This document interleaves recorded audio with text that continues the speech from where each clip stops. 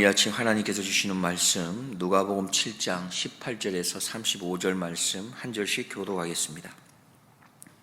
요한의 제자들이 이 모든 일을 그에게 고하니 요한이 그 제자 중 둘을 불러 주께 보내어 가로되 오실 그이가 당신이오니까 우리가 다른 일을 기다리오리이까 하라 하매 저희가 예수께 나와 가로되 세례 요한이 우리를 보내어 당신께 말하기를 오실 그이가 당신이오니까 우리가 다른 일을 기다리오리이까 하더이다 하니 마침 그 시에 예수께서 질병과 고통과 및 악귀 들린 자를 많이 고치시며 또 많은 소경을 보게 하신지라. 대답하여 가라사대 너희가 가서 보고 들은 것을 요한에게 고하되 소경이 보며 안진뱅이가 걸으며 문둥이가 깨끗함을 받으며 귀머거리가 들으며 죽은 자가 살아나며 가난한 자에게 복음이 전파된다 하라. 누구든지 나를 인하여 실족하지 아니하는 자는 복이 있도다 하시니라. 요한에 보낸 자가 떠난 후에 예수께서 무리에게 요한에 대하여 말씀하시되 너희가 무엇을 보려고 광야에 나갔더냐? 바람에 흔들리는 갈대냐? 그러면 너희가 무엇을 보려고 나갔더냐? 부드러운 옷 입은 사람이냐? 보라, 화려한 옷 입고 사치하게 지내는 자는 왕궁에 있느니라. 그러면 너희가 무엇을 보려고 나갔더냐? 선지자냐? 옳다. 내가 너희에게 이르노니 선지자보다도 나은 자니라. 기록된 바 보라 내가 내 사자를 내 앞에 보내노니 그가 내 앞에서 네 길을 예비하리라 한 것이 이 사람에 대한 말씀이라. 내가 너희에게 말하노니 여자가 낳은 자 중에 요한보다 큰 이가 없도다. 그러나 하나님의 나라에서는 극히 작은 자라도 저보다 크니라 하시니 모든 백성과 세리들은 이미 요한의 세례를 받은지라. 이 말씀을 듣고 하나님을 의롭다 하되 오직 바리새인과 율법사들은 그 세례를 받지 아니한지라 스스로 하나님의 뜻을 저버리니라. 또 가라사대 이 세대의 사람을 무엇으로 비유할꼬 무엇과 같은고 비유컨대 아이들이 장터에 앉아 서로 불러 가로되 우리가 너희를 위하여 피리를 불어도 너희가 춤추지 않고 우리가 애곡을 하여도 너희가 울지 아니하였다 함과 같도다. 세례 요한이 와서 떡도 먹지 아니하며 포도주도 마시지 아니하매 너희 말이 귀신이 들렸다 하더니 인자는 와서 먹고 마시매 너희 말이 보라 먹기를 탐하고 포도주를 즐기는 사람이요 세리와 죄인의 친구로다 하니 지혜는 자기의 모든 자녀로 인하여 옳다함을 얻느니라. 아멘. 당시에 세례 요한은 헤롯과 또한 그 헤롯의 동생의 아내인 헤로디아 이 둘과의 불륜 관계를 지적하고 또 헤롯이 행하는 악한 일을 지적함으로 인해서 그는 헤롯에게 미움을 받아 감옥에 갇혀 있는 상태였습니다. 그럼에도 불구하고 세례 요한은 꽤 힘이 있었던 것 같습니다. 그 당시에 그의 제자들을 통해서 감옥에 있으면서도 예수님이 어떠한 활동을 하고 계시는지를 다 알고 있었던 것 같습니다. 그런데 그에게 돌려온 소식을 제자들로부터 들어보니 자신이 생각했거나 또 이 보통 이스라엘 백성들이 생각했던 그런 메시아로서의 행동이 아니다라고 생각이 들었던 것 같습니다. 그러한 행동과는 별로 상관이 없는 행동을 한다고 느꼈던 것이죠. 아마도 그가 생각하고 보통 이스라엘 백성들이 생각했던 것은 아마도 속박받고 있던 이스라엘이 해방받는 것, 어떻게 보면 정치적인 해방을 기대했는지도 모르겠습니다. 그런데는 그런 것과는 전혀 상관없는 일을 예수님은 하고 계셨던 것이죠. 그렇게 예수님의 소식을 듣고는 요한도 고개를 갸우뚱했는지도 모르겠습니다. 그래서 그에게 속해 있는 제자들을 통해 예수님에게 보냈던 것이죠. 아마도 세례 요한은 직접 예수님께 세례를 주었지 않습니까? 그렇기 때문에 그가 듣고 본 것이 있었기 때문에 예수님이 메시아라고 하는 것에 대한 확신은 가지고 있었을 것입니다. 그럼에도 불구하고 그는 조금은 고개를 갸우뚱할 수밖에 없는 이 상황에 있어서 조금 더 확신이 있는 예수님의 대답을 원했던 것인지도 모르겠습니다. 그 예수님의 확답을 듣고 싶었던 것이죠. 18절, 19절을 보면 요한의 제자들이 이 모든 일을 그에게 고하니 이 모든 일이란 바로 예수님이 했던 행적을 말할 것입니다. 병자들을 고치는 행적을 말하겠죠. 19절입니다. 요한이 그 제자 중 둘을 불러 주께 보내어 가로되 오실 그이가 당신이오니까 우리가 다른 이를 기다리오리까 하라 하매. 그렇게 보내어졌던 제자들에게 예수님께서 어떻게 하십니까? 어떠한 특별한 대답을 하시지 아니합니다. 오히려 자신이 어떠한 행적으로 살아왔는가, 그것을 세례 요한 너희 선생에게 전하라 말씀하시죠. 그렇게 예수님께서는 자신의 행동, 자신의 행적을 통해서 자신이 메시아 되심을 그저 나타내 보이고 계신 겁니다. 21절, 22절입니다. 마침 그 시에 예수께서 질병과 고통과 및 악귀 들린 자를 많이 고치시며 또 많은 소경을 보게 하신지라. 대답하여 가라사대 너희가 가서 보고 들은 것을 요한에게 고하되 소경이 보며 안진뱅이가 걸으며 문둥이가 깨끗함을 받으며 귀머거리가 들으며 죽은 자가 살아나며 가난한 자에게 복음이 전파된다 하라. 그렇게 세례 요한의 제자들이 예수님을 이렇게 떠나고 난 이후에 예수님께서 이 세례 요한에 대해서 이야기를 하시는데요. 26절에서는 그는 선지자보다 나은 자다, 그렇게 이야기합니다. 27절에 보면은 그는 나의 갈 길을 앞서가는 나의 사자다, 이렇게 표현하시고요. 28절에서는 여자가 낳은 자 중에 세례 요한보다 큰 자가 없다, 이렇게 칭하여 표현해 주십니다. 그런데 그렇게 말씀하신 이후에 크고도 큰 사람인 이 세례 요한보다도 더 큰 사람에 대해서 소개하고 있습니다. 그게 28절입니다. 내가 너에게 말하노니 여자가 낳은 자 중에 요한보다 큰 이가 없도다. 그러나 하나님의 나라에서는 극히 작은 자라도 저보다 크니라 하시니. 세례 요한보다 더 큰 사람이 있는데 그가 바로 하나님 나라에서 극히 작은 자다라고 말씀합니다. 그는 누구이겠습니까? 다시 말하면 하나님 나라에 속해 있는 자 모두를 말하고 있는 것이죠. 하나님 나라에 속해 있는 자라면 그 하나님 나라에서 큰 자든지 작은 자든지 누구보다 크다는 것입니까?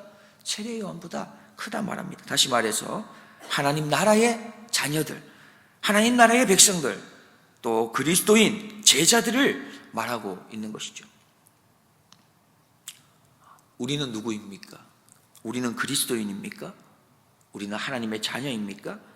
우리는 구원받은 하나님의 백성입니까? 그렇다면 우리는 여자가 낳은 자 중에 가장 큰 자인 세례 요한보다도 큰 자라고 말할 수 있는 것이죠.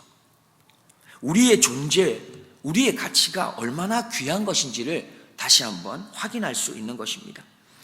그리고 그렇게 가장 큰 자답게 이 땅에서 살아낼 만한 힘을 우리에게 또한 능력을 주신다고 하나님은 말씀하시죠. 이것을 기억하시고 다시 한번 담대함을 가지고 가장 큰 자다운 삶을 도전할 수 있는 우리가 되기를 소망합니다. 예수님께서는 이어서 이 세대 사람들이 어떠한가 이것을 소개하고 있습니다. 31절, 32절 말씀인데요.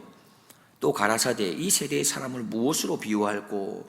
무엇과 같은고? 비유컨대 아이들이 장터에 앉아 서로 불러 가로되 우리가 너희를 향하여 피리를 불어도 너희가 춤추지 않고 우리가 애곡해도 너희가 울지 아니하였다 함과 같도다 했습니다.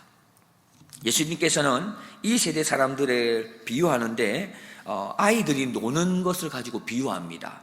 결혼식 하는 놀이, 또 장례식 하는 놀이를 비유해서 말씀하지요.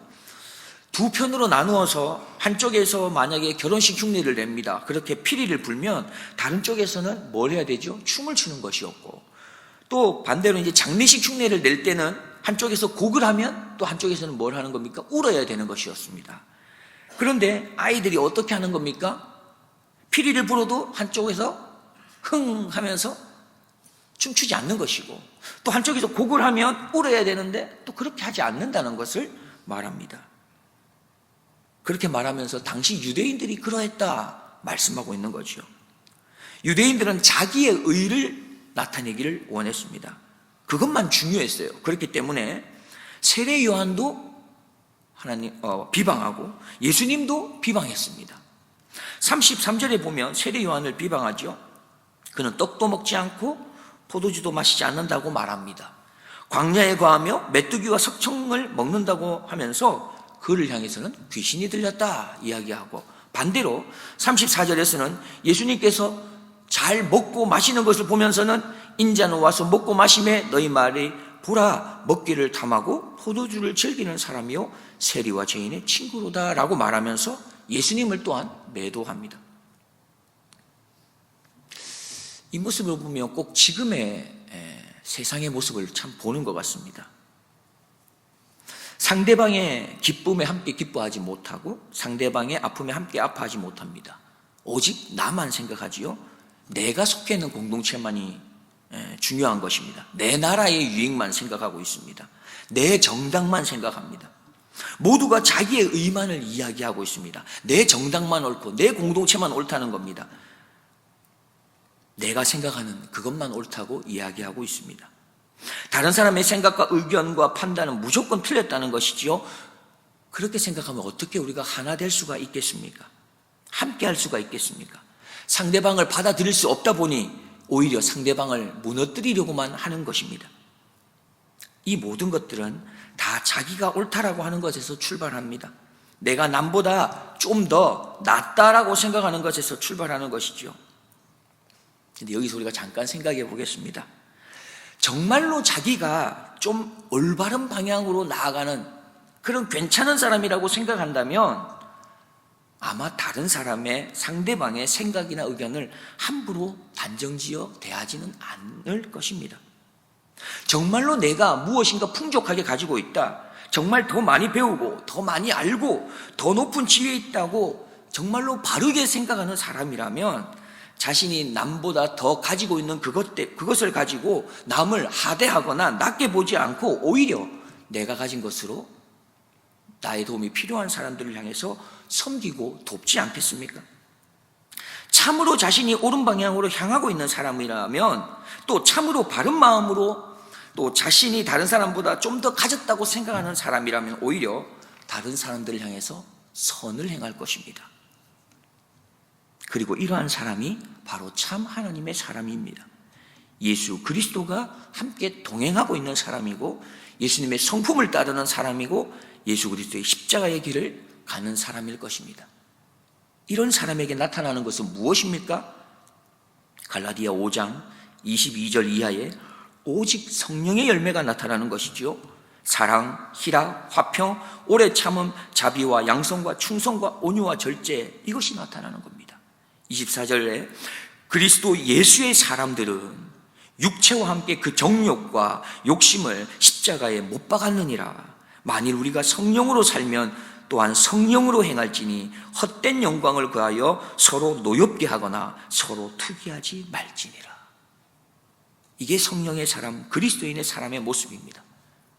그런데 안타까운 건 지금 세상은 서로 노엽게 하고 있고 서로 투기하고 있다는 것입니다. 말씀의 결론을 맺겠습니다. 세례 요한은 자신들의 제자들을 예수님께 보내어서 예수님이 진정 참 메시아인지를 묻습니다. 그때 예수님은 어떻게 하십니까? 말로 자신을 변호하지 아니하시고 오히려 사람들의 질병을 또 고통을 악기를 이렇게 쫓아내심으로 인하여 자신의 사역을 나타내 보이시면서 말이 아니라 행동으로 증명해 보이십니다. 세상의 모든 만물들은 또한 어떻습니까? 자신의 모습에 맞는 것으로 몸부림을 치며 하나님을 찬양하고 자신을 나타내지요. 그렇다면 우리 그리스도인들은 어떻게 우리가 그리스도인임을 나타내며 살아갑니까? 내가 그리스도인이라는 것을 말로 나타내며 살아갑니까? 아니면 나의 삶으로, 나의 행동으로 나타내며 살아갑니까? 진정한 그리스도인으로서의 영향력은 말보다도 행동으로, 삶으로 나타내 보이는 것이 아니겠습니까? 나는 그리스도인이기에 이렇게 하며 살아갑니다 라고 소개할 수 있는 것은 무엇이 있습니까? 내가 그리스도인이기에 손해보는 것은 무엇이 있으며 내가 그리스도인이기에 참고 인내하는 것은 무엇이 있으며 내가 그리스도인이기에 내 자존심을 내려놓는 것, 희생하는 것은 무엇이 있는 것입니까? 하나님께서 오늘 우리에게 또한 도전하십니다. 완벽한 100% 그러한 삶을 살아라, 그렇게 말씀하는 것이 아니라 예수님께서 말씀하시기를 오늘도 너희가 나를 다시금 의지하기로 결단하고 한 가지, 한 걸음 그리스도인으로 할 수 있는 그 한 가지에 도전하라고 또한 우리를 격려하십니다. 오늘의 이 한 걸음을 통해서 하나님께서는 나를 하나님의 사람으로 다듬어 가실 것입니다. 나보다 더 잘 아시는, 나를 더 잘 아시는 하나님께서 오늘도 우리 안에서 귀한 한 걸음의 결단을 찾아내시고는 그것을 가장 멋있게 사용하실 것입니다. 그 놀라우신 하나님을 찬양하고 경배하며 그렇게 오늘 하루도 힘차게 나아가는 우리 모두가 되길 주님의 이름으로 축복합니다. 기도하겠습니다. 하나님 아버지, 감사합니다. 나를 자녀 삼아 주시기 위하여 아들 예수 그리스도를 보내주시고 또한 내가 그 예수님을 나의 구주, 나의 하나님으로 고백할 수 있도록 믿음을 주심을 감사합니다. 그리고 오늘 우리를 말씀 앞으로 이 새벽에 불러주심 또한 감사드립니다. 오늘 주시는 이 생명의 말씀, 능력의 말씀을 통하여 다시금 도전받게 하시고 다시금 순종을 결단하게 하심에 또한 감사합니다. 하나님 원하옵기는 예수님처럼 하나님 나라를 말하고 하나님 나라를 가르치며 살게 하옵소서. 무엇보다 예수님처럼 말하고 가르치신 것을 나의 삶에서 살아내며 순종의 본으로 살아가게 도와주옵소서.